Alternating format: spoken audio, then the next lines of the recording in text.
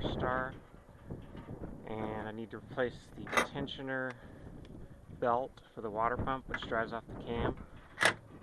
So remove this motor mount, 13 millimeters.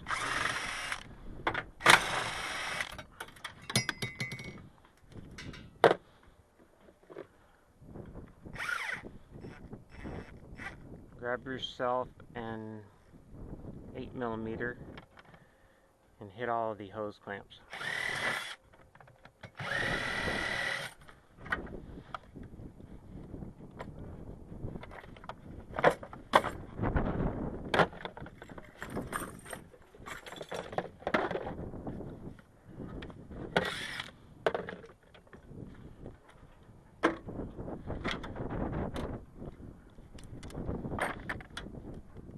Switch to a 10, remove this cover.